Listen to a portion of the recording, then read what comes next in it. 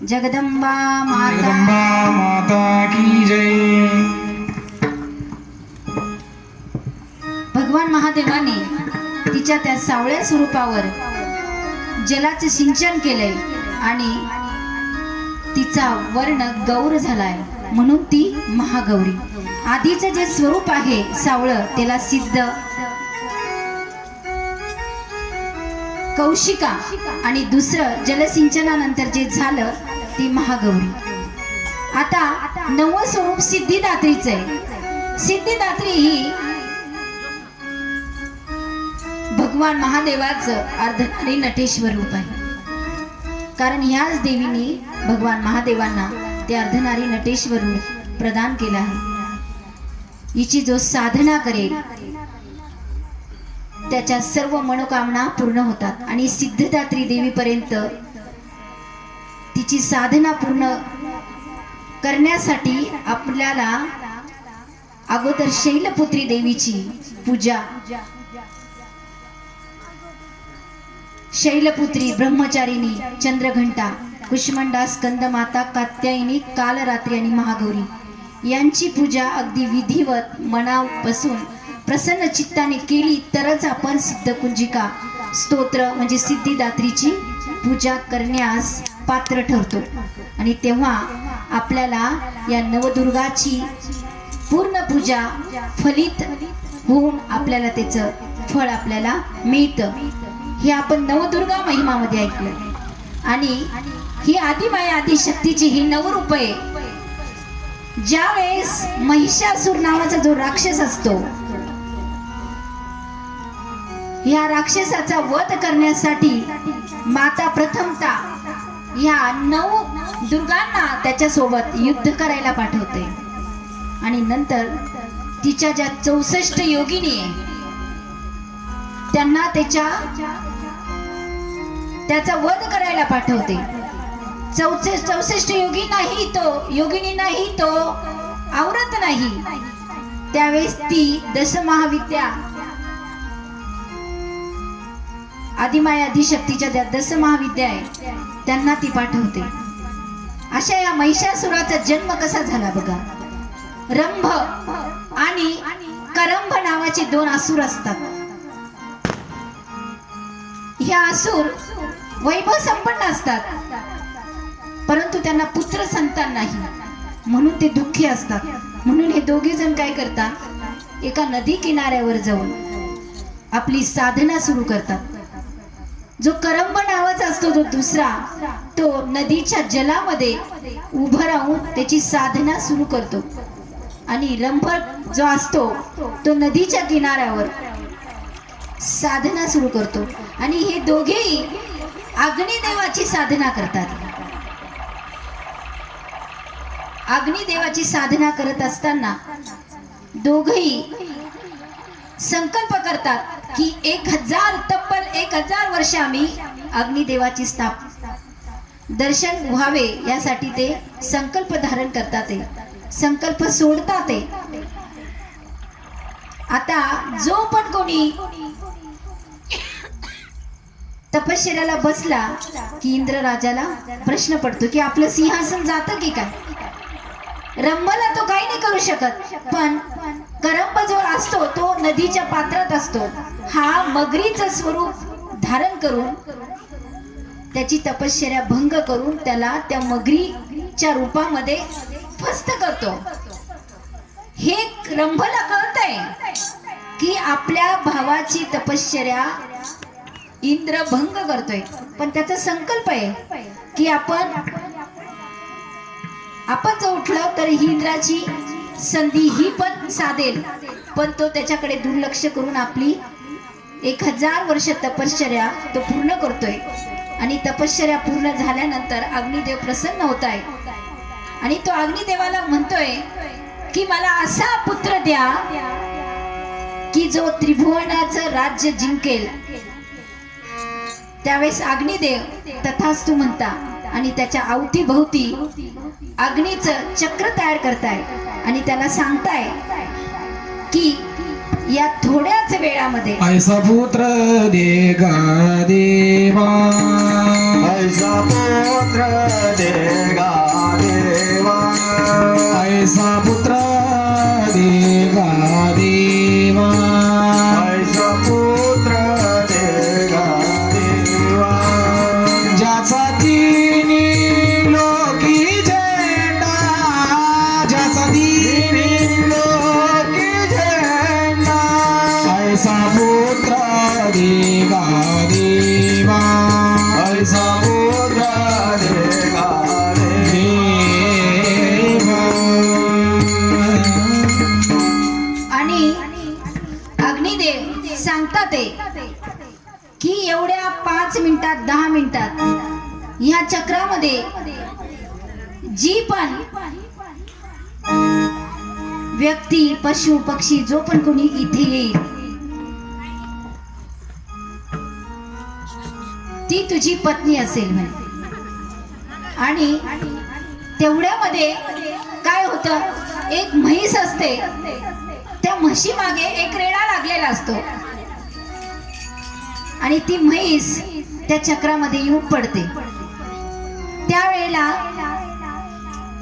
रंभ आणि ती म्हैस दोघं त्या चक्रामध्ये असतात आणि त्यावेळेस ती म्हैस अग्निदेवाच्या सांगण्यानुसार वरानुसार वरदानानुसार ती म्हैस गर्भधारण करते आणि तेवढ्यात तो रेडा त्या म्हशीचा शोध घेत येतोय आणि इतका जोरामध्ये त्या शिंगाचा धक्का मारतोय की रंभ खाली पडतोय कोसळून. कोसळल्यानंतर त्याचा मृत्यू होतोय. त्या रंभाचा जो असुर आहे त्याचा वध होतोय, मृत्युमुखी जातोय तो. आणि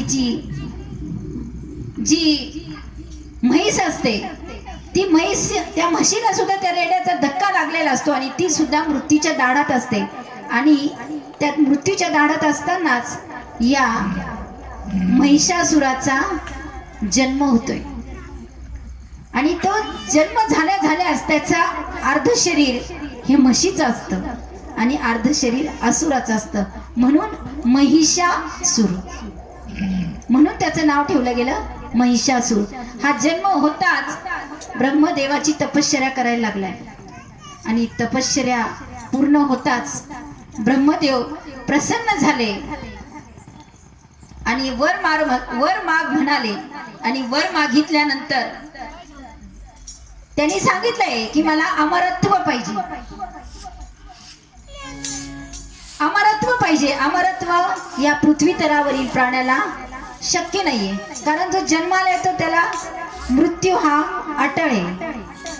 ज्यावेळेस आपण जन्माला आलो त्यावेळेसच आपला जो वेळ आहे तो काळ ग्रहण करत असतो. येथे मनुष्याचे काय आहे, येथे मनुष्याचे काय आहे, येथे मनुष्याचे काय आहे, येथे मनुष्याचे काय आहे. देह हे काळाचे धन कुबेराचे, देह हे काळाचे धन कुबेराचे, देह हे काळाचे धन कुबेराचे, देह काळाचे धन कुबेराचे. येथे मनुष्याचे काय आहे, येथे मनुष्याचे काय आहे, येथे मनुष्याचे काय आहे.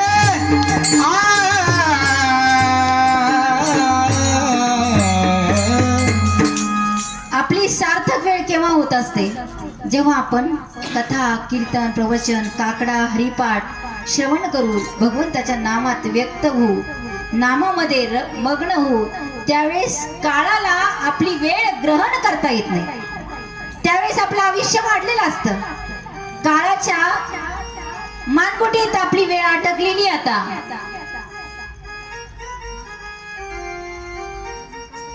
आपलं आयुष्य वाढलेलं आहे. तेव्हा ब्रह्मदेव म्हणताय जो पृथ्वीवर जन्माला आला त्याला मृत्यू हा अटळ आहे. तू ते सोडून माग, तेव्हा त्यांनी सांगितले की मला देव देवता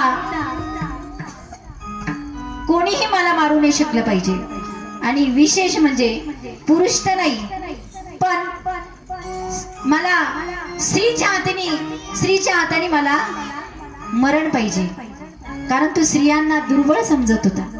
आणि त्याची ती वाचा मुखातून पडताच भगवान ब्रह्मदेव तथास्तु म्हणतात, लगेच पडती आज्ञा तथास्तु, आणि ब्रह्मवाक्य खाली नाही जात. आणि महिषासुर मग काय करतोय, पृथ्वीवर अनेक जे राजे असतात त्या राजांचे राज्य हिसकावून घेतोय. जे राजे त्याचे ऐकतील त्या राजांचा तो सन्मान करायचा, आणि जे ऐकत नाही त्यांचा तो सन्मान करत नव्हता, त्यांना तो लगेच त्यांचा तो वध करून टाकायचा. आता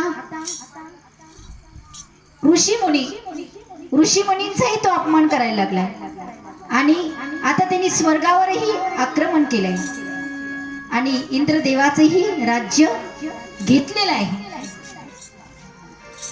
इंद्रदेवांचं स्वर्ग त्यांनी ताब्यात घेतलाय. स्वर्ग ताब्यात घेतल्यानंतर इंद्रदेव इतर देवता त्राहिमाम माते असं सर्व ठिकाणी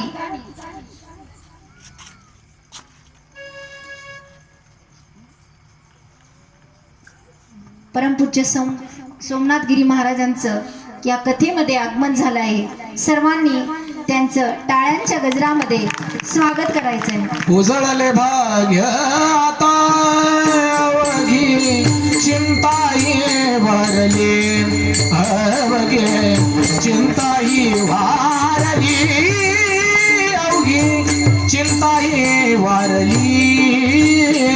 उजळले भाग्य अवघे चिंताही वारली, अवघे चिंताही वारली,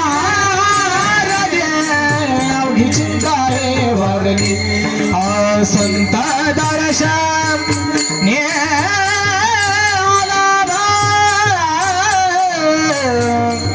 संत दर्शनी आलाबो,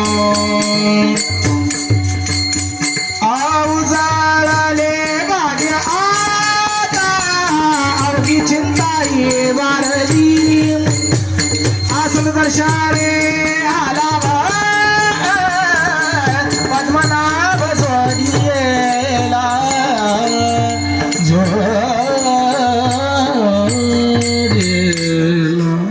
बोला जगदंबा जगदंबा माता की जय. असा हा महिषासूर त्यांनी स्वर्ग लोकामध्ये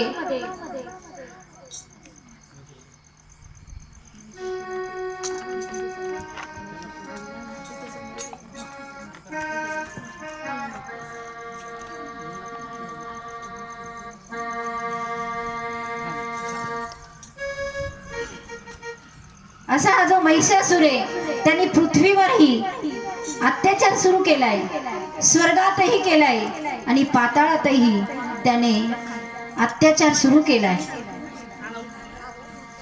अशी जी ही कात्यायनी जी माता आहे, हिने ऋषी कात्यायनच्या घरी जन्म घेतलाय, आणि अष्टमी, सप्तमी, अष्टमी आणि नवमी या दिवशी तिने तिथे पूजा ग्रहण केली.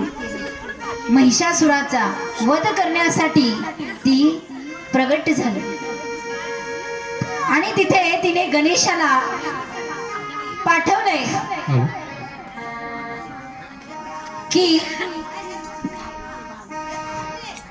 गणेशाला पाठवलंय की तू हा अत्याचार थांबव, नाही तर स्त्री शक्तीला तू अजून ओळखलं नाही. गणेशजी जाऊन तिथे सांगताय, त्याला पाठ भी पडवतात, पाठ पण त्याला शिकवतात. सांत्वन तरीही तो ऐकत नाहीये.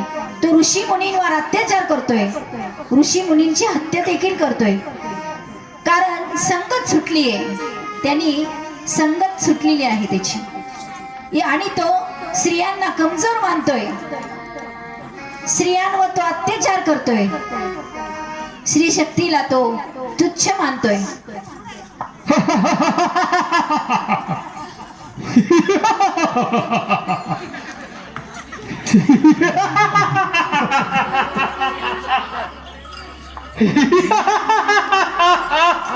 पृथ्वीवर देखील त्यांनी अचानकपणे सर्व ऋषी मुनींना त्रास देण्यास सुरुवात केली.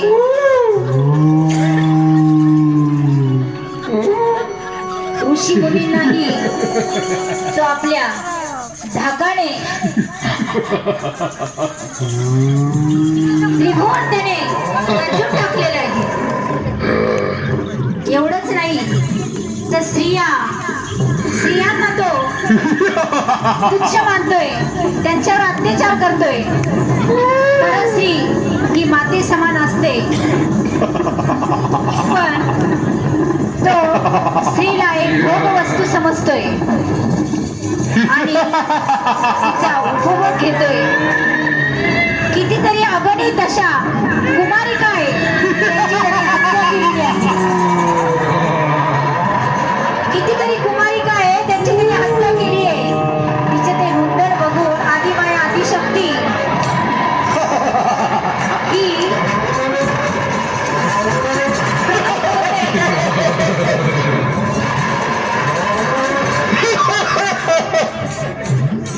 आदिमाया आदिशक्ती तिलाही पृथ्वीवरील त्राहिमाम माते त्राहिमाम ही आवाज ऐकू येतोय. त्राहिमाम त्राहिमाम. माता ही कधीच कुमाता होऊ शकत नाही. माता प्रगट झालीये. अनादि निर्गुण प्रगटली भवानी, अनादि निर्गुण प्रगटली भवानी, प्रगटली भवानी, श्री अनादि निर्गुण प्रगटली भवानी, अनादि निर्गुण प्रगटली भवानी, अनादि निर्गुण प्रगटली भवानी, निर्गुण प्रगटली भवानी, अनादि निर्गुण प्रगटली भवानी. मोहमहिषासुर मर्दना लागोनी, मोहमहिषासुर मर्दना लागोनी, महिषासुर मर्दना लागोनी, मोहमहिषासुर मर्दना लागोनी. भक्ता बावासी बावासी राई आईचा आईचा आईचा आईचा जोगवा जोगवा मागेना, आईचा जोगवा जोगवा मागेना, आईचा जोगवा जोगवा मागेना, आईचा जोगवा जोगवा मागेना, आईचा जोगवा जोगवा जोगवा मागेना, आईचा जोगवा जोगवा जोगवा मागेना, आईचा जोगवा जोगवा मागेना. आता साजने झाले मिनी संग, आता साजने झाले मिनी संग, झाले मिनी संग, आता साजने झाले मिनी संग. विकल्पनावऱ्याचा सोडीला संग, विकल्पनावऱ्याचा सोडीला संग, जोडीला संग, विकल्पनावऱ्याचा जोडीला संग. जगदंबा माता की जय. श्री महाकाली महालक्ष्मी महासरस्वती राजराजेश्वरी बोलो. जगदंबा माता की जय. असा या महिषासुराचा अत्याचार चाललाय आणि माता आदिशक्ती प्रगट झाल्या आहे.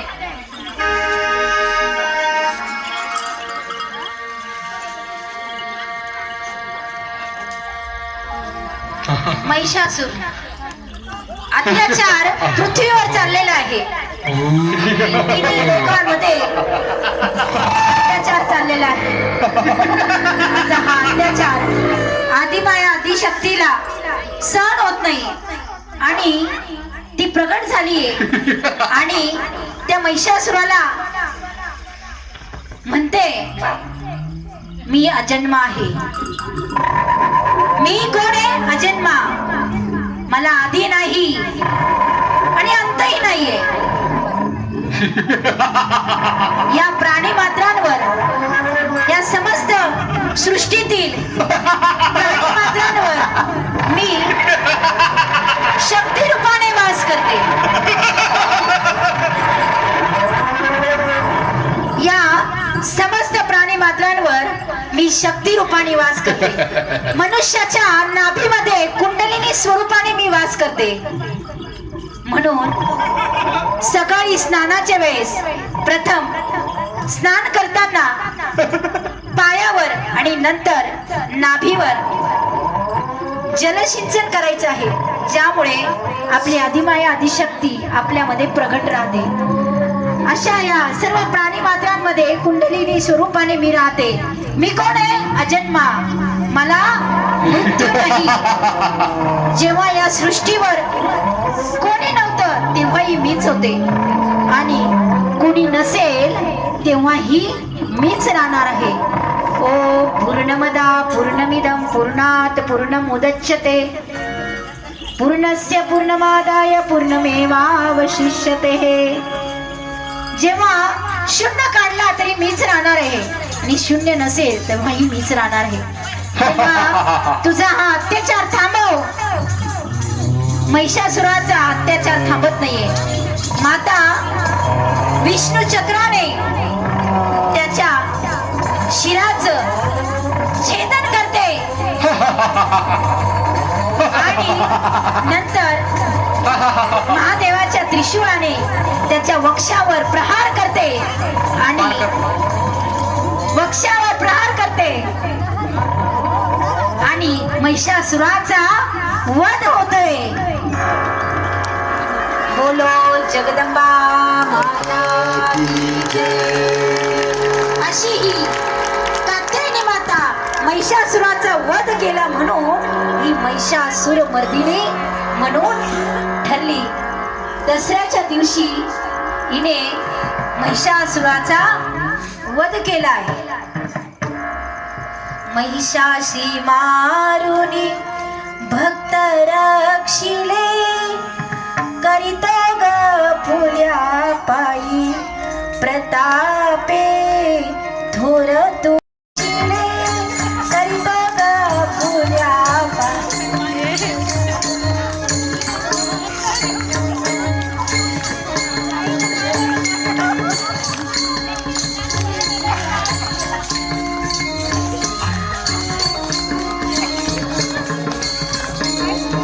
महिषाशी मारुनी भक्त रक्षिले करीत ग फुल्या पायी प्रतापे थोर तू अंबाबाई प्रतापे थोर तू अंबाबाई.